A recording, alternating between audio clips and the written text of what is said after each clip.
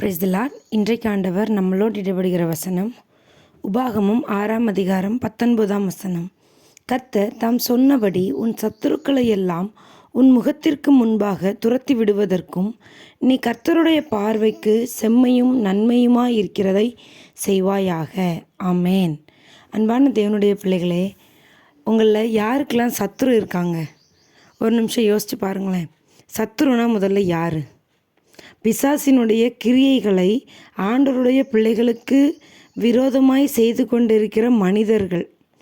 அவங்கள தான் நமக்கு எப்படி ஆயிடுவாங்க? அந்த மனுஷங்க தான் நமக்கு என்ன ஆயிடுவாங்க? சத்ருவாக மாறிடுவாங்க. எல்லாருமே மனுஷங்க தான், எல்லாருமே ஆண்டவருடைய பிள்ளைங்க தான். ஆனால் யார் மூலமாக பிசாசினுடைய கிரியை அதிகமாக வெளிப்படுகிறதோ அவங்க சக மனிதர்களுக்கு சத்ருவாய் மாறிடுவாங்க. ஒருவேளை ஆண்டவருடைய பிள்ளைங்களாக இருக்கிறவங்களுக்கு அதிகமாக பிரச்சனைகள் வரும். ஏன்னா பிசாசு அவங்கள ஆண்டவருடைய பிள்ளையாக இருக்க விடக்கூடாதுங்கிறதுக்காகவே பல விதத்தில் சூழ்ச்சிகளை பண்ணி பல விதத்தில் துன்பங்களை கொடுப்பதற்காக கூட இருக்கிறவங்களிடத்துலேருந்து அநேகமான வார்த்தைகள் இவ்வளோதான் பொறுத்து போனாலும் அவங்கக்கிட்டேருந்து வாங்கக்கூடிய வார்த்தைகள் நம்மளை ஒரு கட்டத்தில் கோபப்படுத்திடும், எரிச்சல் ஊட்டிடும், தேவையில்லாத வார்த்தைகளை நம்ம அவங்கள நோக்கி பேசிடுவோம்.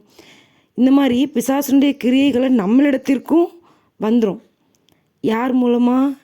பிசாசினுடைய கிரியைகளை செய்கிற நம்முடைய சத்துருக்களின் மூலமாக நம்மளும் தாக்கப்பட்டு எப்படி ஆயிரும்? பிசாசினுடைய பிள்ளையாக மாறிடுவோம்.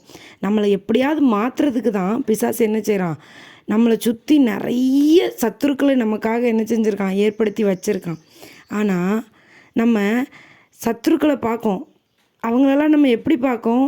மனுஷங்களாக பார்த்து, இவா என்னை அப்படி சொல்கிறா, இவா என்னை இப்படி சொல்கிறா, இவா என் கூட இருக்கிறதுனால எனக்கு இவ்வளோ பிரச்சனை, நான் எவ்வளோ பொறுத்து போகிறேன், ஆனாலும் என்னை இவ்வளோ பாடுபடுத்துகிறாங்களே, இவ்வளோ பேசுகிறாங்களே, வேணும்னே எனக்கா எதிராக இவ்வளோ காரியங்களை பண்ணுறாங்களேன்னு சொல்லி புலம்பிக்கிட்டே இருக்கிறோமே தவிர வேதாகமத்தை எடுத்து தேடவே இல்லை.